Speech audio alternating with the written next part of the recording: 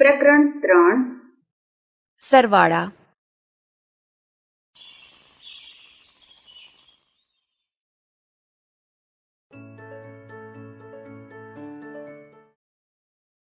દોસ્તો, આજે આપણે પીલું અને તેની મમ્મી મિંકુ મરઘીની વાતચીત દ્વારા એક અંકની સંખ્યાઓનો સરવાળો કેવી રીતે કરવો તે શીખીશું અને તે સંખ્યાઓને ઉમેરવા માટે કયા ચિહ્નનો ઉપયોગ થાય છે તે પણ સમજીશું. એક અંકની સંખ્યાના સરવાળા. અરે વાહ મમ્મી, શું તમે આજે મારી માટે ચેરીનો આઈસ્ક્રીમ બનાવવાના છો કે જ્યુસ? હા પીલું, આજે હું તારી માટે ચેરીનો આઈસ્ક્રીમ બનાવવાની છું. ચાલ પીલું, તું આ ટોપલીમાંથી એક ચેરી લઈ લે. હા મમ્મી, પણ મારી પાસે તો 2 ચેરી છે, તો પણ હજુ એક વધારે લઉં? અરે હા પીલું, હજુ એક વધારે ચેરી તારી ટોપલીમાં લઈ લે. હા મમ્મી, જુઓ, મેં એક વધારે ચેરી મારી ટોપલીમાં લઈ લીધી. બહુ સરસ. ચાલ મને જણાવ કે હવે તારી ટોપલીમાં કુલ કેટલી ચેરી થશે? અરે મમ્મી, એ તો મને કઈ રીતે સમજ પડે? અરે પીલું, તારે 2 ચેરીમાં એક ચેરી ઉમેરવાની છે, એટલે કે સરવાળો કરવાનો છે. જી હા, પણ આ ઉમેરવાની એટલે કે બધી જ ચેરીની ગણતરી કરવાની હોય, પણ મને સમજાતું નથી. મમ્મી, તમે જ મને સમજાવો ને. હા ચાલ પીલું, હું તને સમજાવું છું. જો તારી ટોપલીમાં 2 ચેરી હતી અને તેમાં એક વધુ ચેરી ઉમેરી, એટલે કે 2 ચેરી અને 1 ચેરી મળીને કુલ 3 ચેરી થાય. સમજાય છે પીલું? એટલે કે કોઈ પણ વસ્તુમાં એ જ પ્રકારની એક વધારે વસ્તુ ઉમેરીએ તો તેની તરત પછીની સંખ્યા આવે છે, હે ને મમ્મી? હા પીલું, એકદમ સાચી વાત. પણ મમ્મી, હવે આ 4 ચેરીમાં જો 3 ચેરી ઉમેરીએ તો કુલ કેટલી ચેરી થશે? પીલું, ચાલ આપણે ગણતરી કરીએ. જો 1, 2, 3, 4, 5, 6 અને 7, તો કુલ 7 ચેરી થશે. 4 ચેરી અને 3 ચેરી એટલે કે કુલ 7 ચેરી થાય. હા મમ્મી, પણ આ શેની નિશાની છે?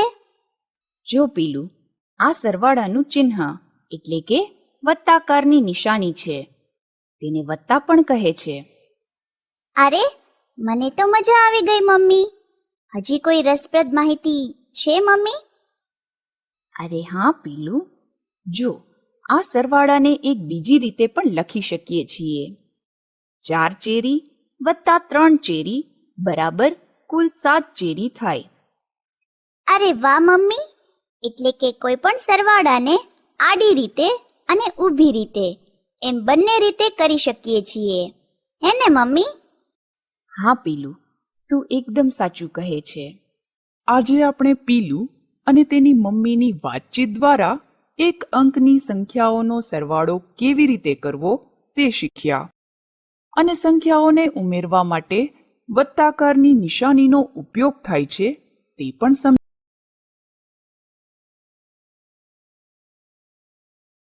પ્રવૃત્તિ 8 ઉષ્માનું પ્રસરણ, ઉષ્માનયન. પદ્ધતિ: એક ચંબુ આકારનો ફ્લાસ્ક લો. જો ફ્લાસ્ક ન મળે તો બીકર પણ ચાલે. તેમાં 2/3 ભાગ સુધી પાણી ભરો. તેને ત્રિપાઈ પર મૂકીને તેની નીચે સ્પિરિટ લેમ્પ ગોઠવો. ચંબુમાંનું પાણી સ્થિર થઈ જાય ત્યાં સુધી રાહ જુઓ.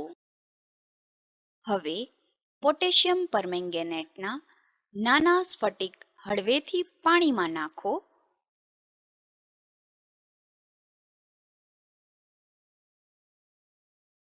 થોડીવાર પછી ચંબુમાંનું બધું પાણી જાંબલી બને છે. નિર્ણય: પ્રવાહીમાં ઉષ્માનું પ્રસરણ ઉષ્માનયનની રીતે થાય છે.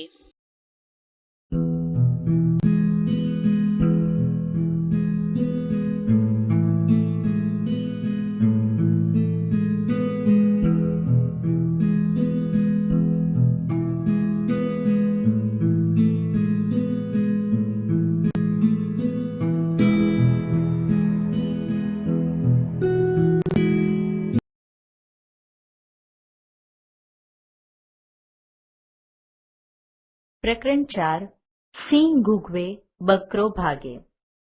વિદ્યાર્થી મિત્રો, ચાલો એક ગીત સાંભળીએ.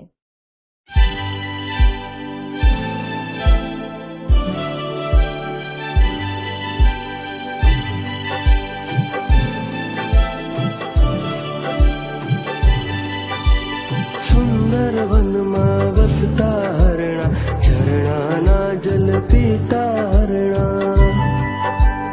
સુંદર વનમાં વસતા હરણા, ઝરણાના જલ પીતા હરણા. લીલા તરણા ચરતા હરણા, અદ્ભુત રમણા કરતા હરણા.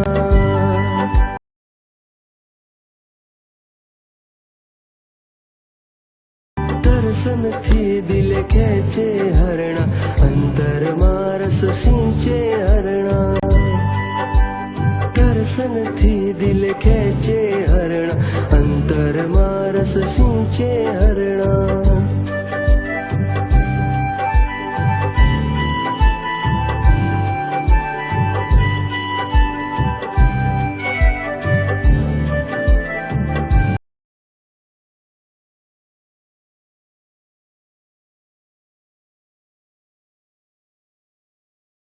બાળ દોસ્તો, તમે સાંભળ્યું કે આ ગીતમાં વનમાં વસતા એટલે કે રહેતા સુંદર હરણાની વાત કરવામાં આવી છે.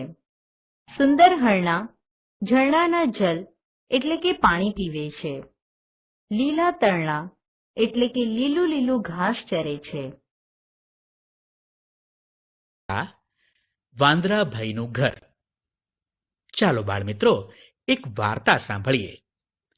એક હતા વાંદરાભાઈ. એનું નામ ખટખટ હતું. એકવાર શિયાળો શરૂ થયો. ધીમે ધીમે ઠંડી વધવા માંડી.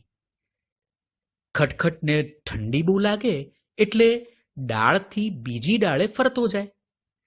એક છાપરા પરથી બીજા છાપરા પર કૂદતો જાય ને ઠંડી ભગાડતો જાય. આ ખટખટ એટલે આપણા વાંદરાભાઈ. એક દિવસ એક ઘર પાસે ખટખટે અચરજ જોયું. બાળ દોસ્તો, અચરજ એટલે નવાઈ લાગે તેવું. થોડા માણસો ભેગા થઈને લાકડા સળગાવીને બેઠા હતા. તેઓ લાલ લાલ અંગારા પાસે હાથ રાખતા હતા ને ગાલ પર મૂકતા હતા. ખટખટ તો બોલી ઉઠ્યો, હા હા, મળી ગઈ ઠંડી ભગાડવાની રીત મળી ગઈ.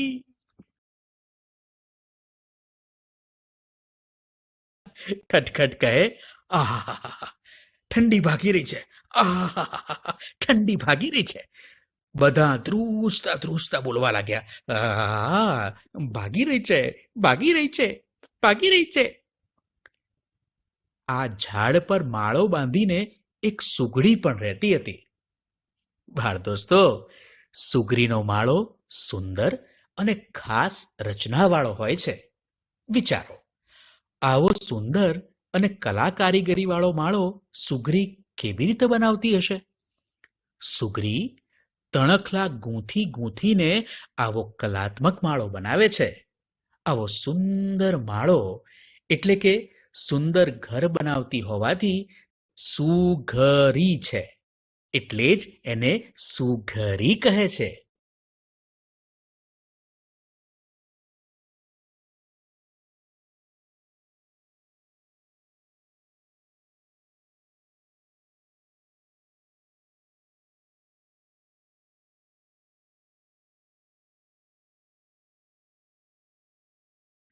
ઝાડને છાંયે રહીએ છીએ, પૂંછડેથી પવન નાખીએ છીએ, ગરમીથી ક્યાં ડરીએ છીએ? હુપ હુપા હુપ હુપ, હુપ હુપા હુપ હુપ. ચટપટ સુગરી તો પોતાના માળામાં ઝૂલતી રહી ને ખટખટ વાંદરાની ચિંતા કરતી રહી. ચોમાસું આકાશમાંથી ધોધમાર વરસાદ ઉમટી પડ્યો. કર કર બૂમ, કર બૂમ.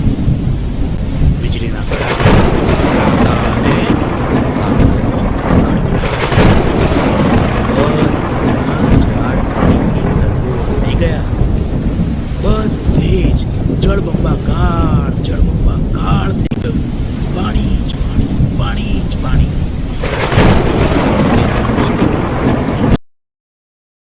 માળામાંથી સુગરી ફરફર કરતી આવી. તેણે જોયું કે બધા વાંદરા તેમની પૂંછડી ઊંચી કરીને મિનારા જેવું બનાવીને બેઠા હતા.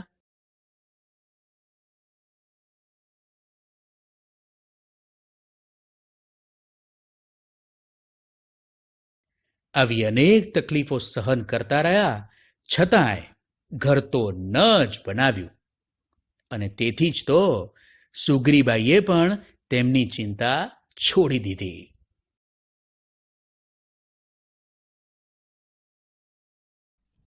Activity 3. I checked it. Once there was an elephant. એક હાથી હતો. People called him Motu. લોકો તેને મોટું કહેતા. He had a friend. તેને એક મિત્ર હતો.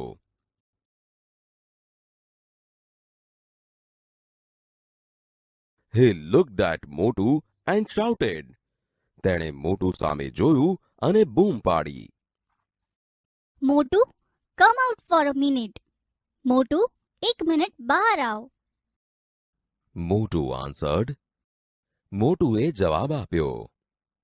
Do not disturb me. I will not come out. Let me swim. મને ખલેલ ન પહોંચાડ. હું બહાર નહીં આવું.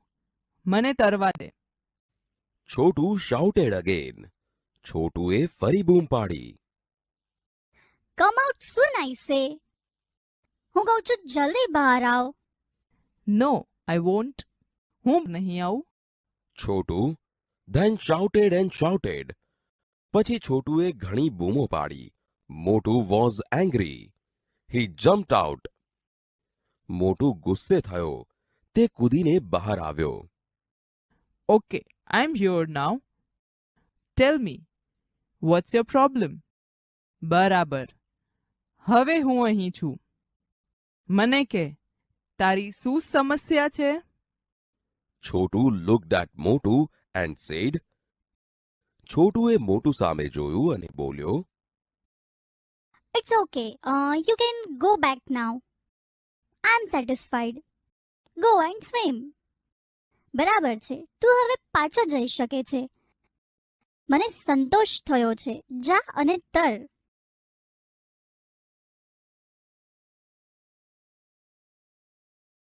વિદ્યાર્થી મિત્રો, આપણે પાઠ્યપુસ્તકના દ્વિતીય પાઠ આકાશઃ પતતીને ચિત્રવાર્તા રૂપે જોઈશું અને તેમાં રહેલી કથાને સમજવાનો પ્રયત્ન કરીશું. એકમ વનમ અસ્તિ. એક જંગલ છે. તત્ર શશકઃ નિવસતિ. ત્યાં એક સસલું રહે છે. શશકઃ શયનમ કરોતિ. સસલું સૂઈ રહ્યું છે. પર્ણમ પતતિ. પાંદડું પડે છે. શશકઃ ભીતઃ ભવતિ. સસલું ડરી જાય છે. શશકઃ ધાવતિ. સસલું દોડે છે. શૃગાલઃ આગચ્છતિ. શિયાળ આવે છે. શૃગાલભ્રાતઃ ધાવતુ. શિયાળભાઈ દોડો. આકાશઃ પતતિ. આકાશ પડ્યું છે.